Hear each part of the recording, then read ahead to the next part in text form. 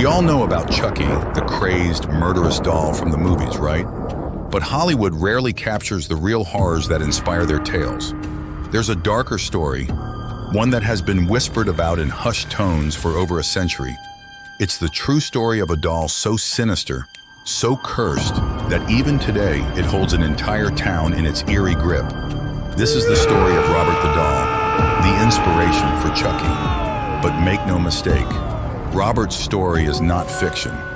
It began innocently enough in Key West, Florida in the early 1900s. A young boy named Robert Eugene Otto received a doll as a gift from his family's maid. She was a quiet woman, mysterious, and whispered rumors claimed she dabbled in dark magic, something far older than the sunny streets of Key West. The doll, nearly as tall as the boy himself, was dressed in a sailor's uniform, its glass eyes cold and black as night. Almost immediately, strange things began happening. At first, it was just little oddities, furniture that seemed to shift on its own, doors that closed with a whisper when no one was around. But soon, these innocent happenings took a far more sinister turn. Late at night, the family would hear footsteps, heavy, deliberate steps, walking from room to room. But when they investigated, they would find nothing, except for Robert the doll, sitting innocently in a corner. But the boy knew better. He would tell his parents in a trembling voice, "It wasn't me. Robert did it." They would laugh it off, of course. What harm could come from a child's toy? But their laughter died when they began hearing something else. A faint giggle echoing through the halls at night, a sound that seemed too childish for an adult, too dark to be a child. They started to believe their son's wild claims. One evening, as a violent storm rattled the windows, the boy's parents were jolted awake by his blood-curdling screams. Rushing into his room, they found their once happy child huddled in the farthest corner, his eyes wide with terror. His room was destroyed. The bed was overturned. His toys were scattered, as if thrown in a rage.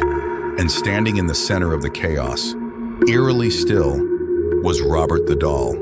The boy's whispers that night were chilling, his voice almost too low to hear. Robert doesn't like them. He wants them to leave. His parents were horrified. They did what any desperate parents would do. They locked the doll in the attic, sealed away where it could do no more harm. But Robert was not a doll that could be easily forgotten. From the day he was locked away, the family never knew peace. At night, they could hear the scratching, a slow, deliberate scrape of nails against the floor above. Sometimes the scratching would turn into heavy footsteps, pacing, waiting. The air in the house grew colder. Objects would vanish, only to reappear in strange places. And the boy would wake up with bruises, small handprints on his skin that were far too small to belong to any human. Years passed, and the boy grew into a man. But the memories of Robert haunted him still. When his parents passed and he inherited the house, he knew what he had to do. He unlocked the attic and with trembling hands freed Robert the doll. And from that day on, the townspeople said the house was never the same. Neighbors whispered about seeing the doll staring from the upstairs window. They would see its dark silhouette at one window, then moments later at another, as if it had moved on its own. Those who dared to mock the doll or laugh at the legend were met with strange accidents. Some fell ill with no explanation, while others suffered more physical misfortunes. A tourist car mysteriously crashed into a tree after he laughed at the doll, and others found their pets dead within days of visiting the house. Robert, it seemed, didn't take kindly to those who didn't respect him. After Robert Otto's death, the doll was passed to a museum, but even there, Robert's power lingered. Visitors would take pictures, only to find their cameras malfunctioning. Others would report feeling an overwhelming sense of dread, as though they were being watched by something not human. Many have written letters, begging Robert for forgiveness after their lives fell apart. They claim they've suffered accidents, lost jobs, even experienced deaths in the family, all after disrespecting the doll. Robert sits there now, locked in his glass case. But if you visit him, if you dare, remember one thing: you must ask his permission before taking a photo.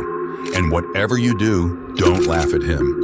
Robert might look like just an old toy, but he's watching, and he never forgets. never forgives.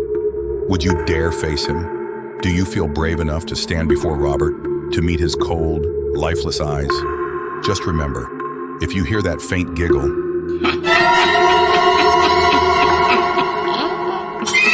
it's already too late. Don't forget to subscribe, like, and hit the bell for more videos.